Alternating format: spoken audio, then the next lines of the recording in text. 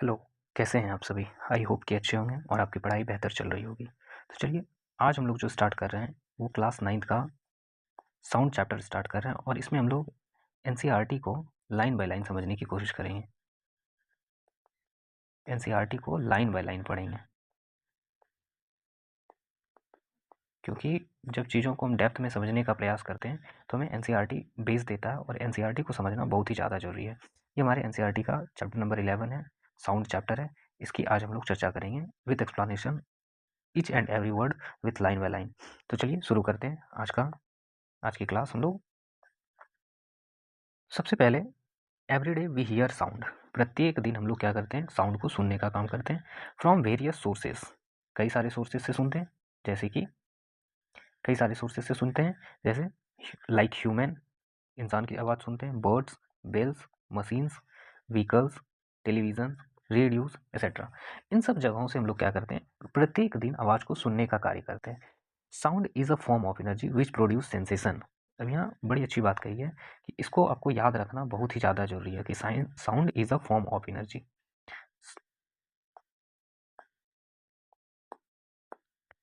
Sound is a form of energy which produce a sensation of hearing in our ears. ये sound जो है वो form of energy है जो क्या प्रोड्यूस करता है? सेंसेशन प्रोड्यूस करता है। किस लिए? ताकि हम लोग सुन सकें। सुनने का जो सेंसेशन है वो प्रोड्यूस करता है हमारे ईयर में। Sensation of hearing in our ears. There are also other form of energy. सबसे पहले एक बात यहाँ ये जानने की ज़रूरत है कि एनर्जी जो होता है, एनर्जी के बारे में हम लोगों ने इससे पहले जाना हुआ है, समझा हुआ है कि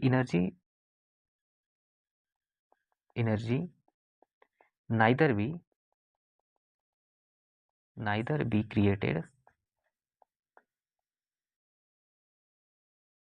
created nor be destroyed. Neither be created nor be destroyed, only transferred from one form to only transferred from one form to another. इसका क्या मतलब हुआ कि हम लोग एनर्जी को ना तो बना सकते हैं ना ही उसे खत्म कर सकते हैं, केवल एक फॉर्म से दूसरे फॉर्म में उसे परिवर्तित कर सकते हैं, बदल सकते हैं। ठीक हुआ। अब आगे देखते हैं, जैसे कि हम लोग सुनते हैं sound. Sound is a energy, ये एक एनर्जी है। बट एनर्जी को जो सुनने का काम करते हैं हम लोग, तो ये साउंड की एनर्जी प्रोड्यूस कैसे होती है? Due to the vibration. Vibration vibration के कारण साउंड प्रोड्यूस होता है और उसके वजह से हम लोग क्या करते हैं? सुन पाते हैं। तो यहाँ हम लोग कह सकते हैं कि sound is a form of energy which is produce due to the vibration. अब आगे क्या कह रहा है एनसीईआरटी के अकॉर्डिंग, पहले उसे समझ लेते हैं कि there are also other form of energy like mechanical energy, light energy etcetera. और भी कई प्रकार हैं। यहाँ जो हम लोगों ने एक एनर्जी पढ़ा वो किस प्रकार का? Sound. Sound is a form of energy. इसके साथ ही साथ और भी कई अलग प्रकार की एनर्जी हैं, जैसे मैकेनिकल एनर्जी और light energy. We have talked about mechanical energy in the previous chapter. और इससे पहले वाले चैप्टर में हम लोगों ने किसके बारे में पढ़ा है? मैकेनिकल एनर्जी के बारे में। You have been taught about conversion of energy. साथ ही साथ आपको इस विषय में भी बताया गया है कि एनर्जी को किस तरह से कन्वर्ट किया जाए, एनर्जी को कैसे कन्वर्ट किया जाए, इसके बारे में भी आपने पढ़ा हुआ है। Which state that we can neither create nor destroy. यहाँ अभी जो हम लोगों ने यहाँ ऊपर में लिखा, इसी बात को यहाँ एक्सप्लेन किया हुआ है कि ना तो हम एनर्जी को बना सकते हैं ना ही डिस्ट्रॉय कर सकते हैं। We can change it from one form to another. केवल और केवल क्या कर सकते हैं? उसे परिवर्तित कर सकते हैं। किसमें? एक फॉर्म से दूसरे फॉर्म में, एक रूप से दूसरे रूप में केवल बदल सकते हैं एनर्जी के साथ। केवल इतना हम लोग कर सकते हैं।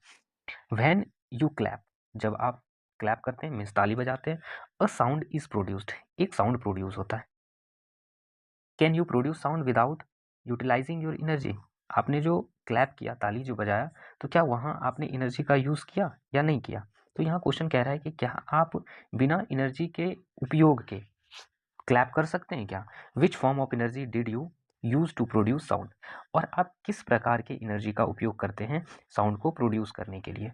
एक क्वेश्चन यहाँ दिया हुआ है कि किस प्रकार के एनर्जी का आप उपयोग करते हैं साउंड को प्रोड्यूस करने के लिए। In this chapter we are going to learn how sound is produce. और इस चैप्टर में हमें क्या पढ़ना है? How sound is produced. ये क्वेश्चन कभी कभी पूछ लेता है कि how sound is produce and how it transmitted through a medium and receive by our ear, और ये कैसे एक मीडियम के थ्रू ट्रांसमिट होता है, ट्रैवल करता है और हमारे ईयर तक पहुंचता है, मतलब हमारे कानों तक पहुंचता है। तो इसकी चर्चा अब हम लोग शुरू करेंगे। इस चैप्टर में क्या कह रहे हैं।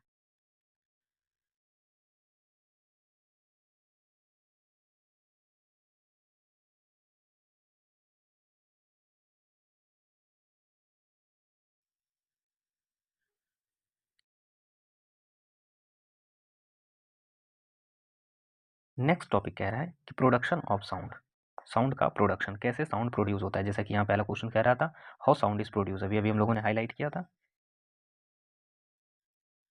हाउ साउंड इज प्रोड्यूस्ड, ये क्वेश्चन है।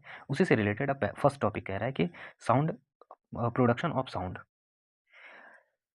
यहाँ एक एक्टिविटी दिया हुआ है, इसे आप करके देख सकते हैं। टेक अ ट्यूनिंग फॉक, आप एक ट्यूनिंग फॉक लीजिए। ट्यूनिंग फॉक कैसा होता है, यू शेप का होता है, इस तरह का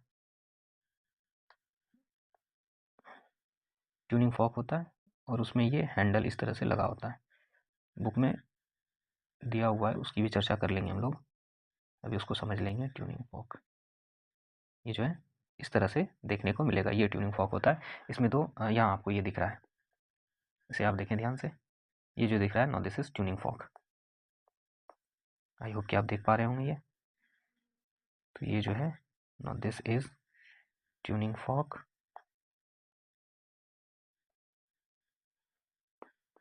दिस इज ट्यूनिंग फॉक, इसी का नाम है ट्यूनिंग फॉक। तो चलिए आगे देखते हैं क्या कह रहा है। Do you hear, take a tuning fork vibrating by striking its prong on a rubber pad. अब ये जो हैंडल है इसका, इसके हैंडल को हम लोग बोलते हैं प्रोंग, ठीक है।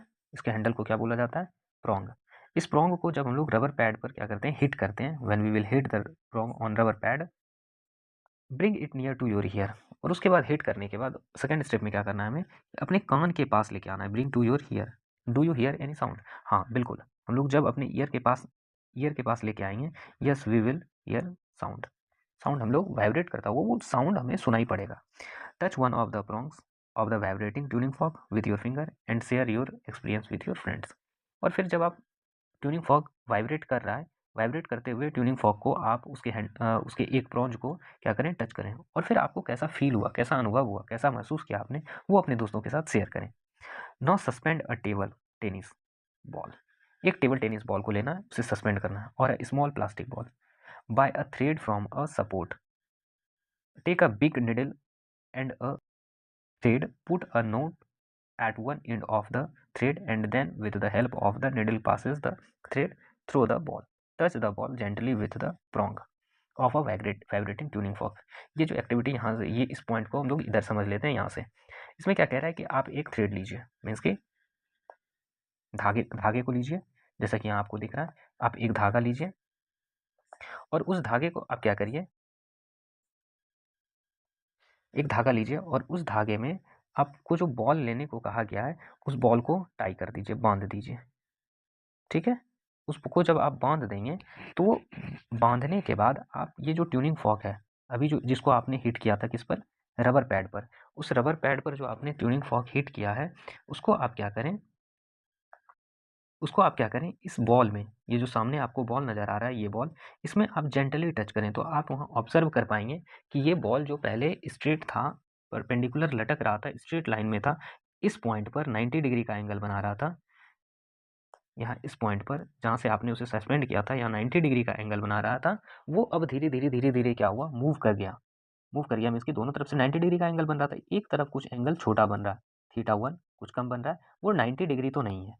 बात समझ में आ रही है, वो 90 डिग्री नहीं है। और दूसरी तरफ की बात करें तो that angle is theta 2 is greater than 90 degree, और फिर वो एंगल क्या हो रहा है, 90 डिग्री से ज़्यादा बड़ा हो रहा है। इसका मतलब क्या हुआ, इसका मतलब सीधा सीधा है कि ये ट्यूनिंग फॉक को जो ही हमने यहाँ इस दोनों को टच किया एक दूसरे के साथ, तो ट्यूनिंग फॉक ने क्या किया, वाइब्रेट होने के कारण इसने इस बॉल को हिट किया, इसने हिट किया, और धीरे धीरे ये किधर की ओर मूव किया, आगे की ओर मूव कर दिया इसने। तो इस वजह से हम लोग कह सकते हैं कि not this tuning fork can vibrate, और यहाँ से हम लोग इस बात को समझने का प्रयास करें। उसके बाद आगे क्या कह रहा है, observe what happens and discuss with your friend, और उसके बाद यहाँ तक में आपके साथ क्या हुआ, क्या आपने एक्सपीरियंस किया, उसे आप अपने दोस्तों के साथ जरूर शेयर करें। इसमें से जो हम लोगों ने एपरेटस सेटअप किया हुआ है, उसको फिर से एक बार समझ लेते हैं, ताकि आपको कन्फ्यूज़न ना रहे। पहली बात कि हमने किसी एक सरफेस से एक थ्रेड को हैंग किया जो दिख रहा है आपको, और उसी में हम लोगों ने एक टेबल टेनिस बॉल को टाई कर दिया, बांध दिया, और फिर हम लोगों ने लिया क्या, वाइब्रेटिंग ट्यूनिंग फॉर्क, वाइब्रेट करता हुआ ट्यूनिंग फॉर्क। और ये वाइब्रेटिंग ट्यूनिंग फॉर्क कैसे लिया हम लोगों ने, एक फॉर्क लिया और उसके बाद उसको हमने हीट किया कहाँ, रबर पैड पर। रबर पैड पर जो ही हिट किया ये वाइब्रेट करना स्टार्ट हो गया। अब इसमें कह रहा है कि vibrating tuning fork just touching the suspended table tennis ball. जो वाइब्रेटिंग ट्यूनिंग फॉर्क है वो कहाँ हमने टच किया, टेबल टेनिस बॉल जो सस्पेंडेड है, लटका हुआ है, बड़े ही आसाम से, प्यार से, बिना किसी डिस्टर्बेंस के। उसके बाद हम लोग आगे बढ़ते हैं, उसके बाद देखते हैं और क्या क्या कह रहा है इसमें।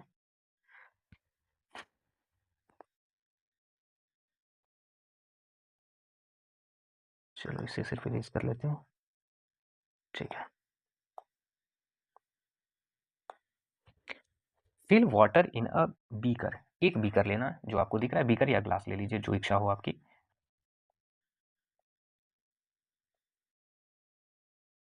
एक बीकर लेना और ग्लास लेना है, अप टू द ब्रीम, फिर उसको भर देना है, उसके पूरा एकदम, एक तो होता है ना लबालब भर देना, एकदम पूरे तरीके से भर दें उसे।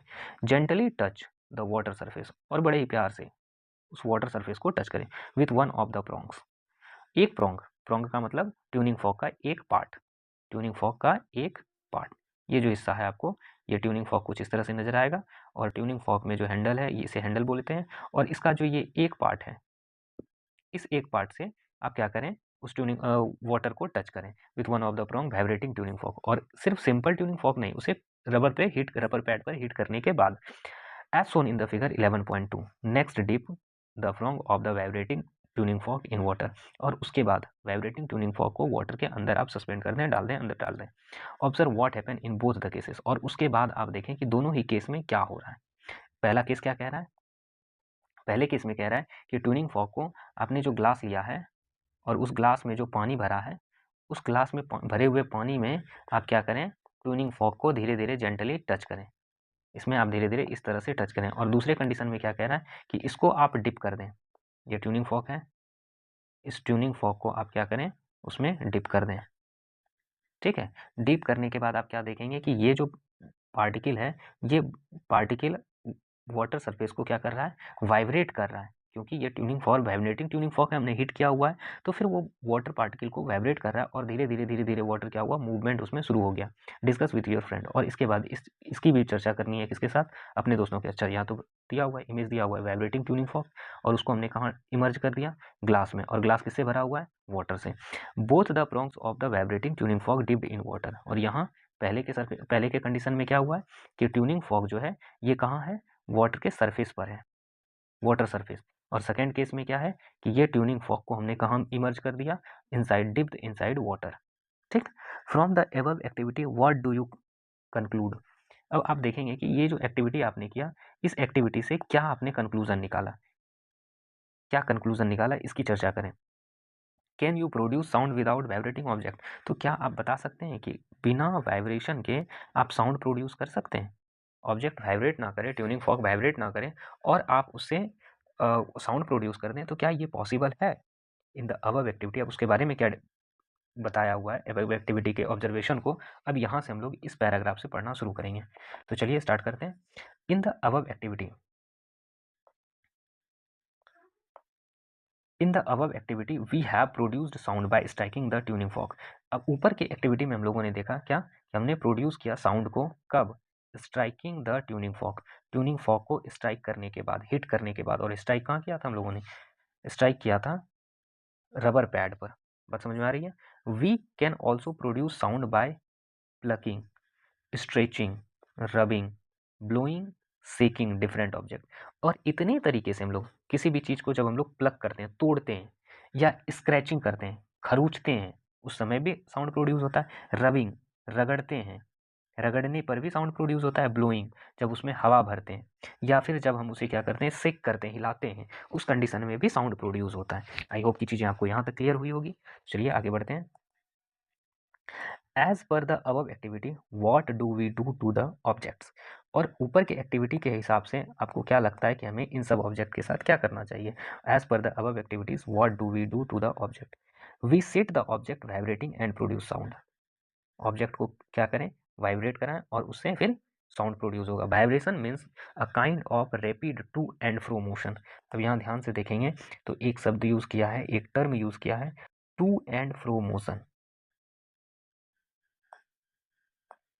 To and fro motion, to and fro का मोशन का क्या मतलब हुआ, जैसे कि ये मीन पोजीशन है, यहाँ से एक ऑब्जेक्ट यहाँ इस पॉइंट तक आया, पॉइंट ए तक, और फिर रिपीट होकर पॉइंट ओ पर पहुंचा, और फिर वो गया पॉइंट बी पर, फिर रिपीट होकर पॉइंट ओ पर, फिर ए। तो जब एक जगह बीच में वो मूव करते रहता है किसी सर्टेन एक्सिस के को बेस बनाकर, तो फिर उसे हम लोग क्या कहते हैं, टू एंड फ्रो मोशन। जैसे कि आप झूलता हुआ pendulum, pendulum is also moving in to and fro motion.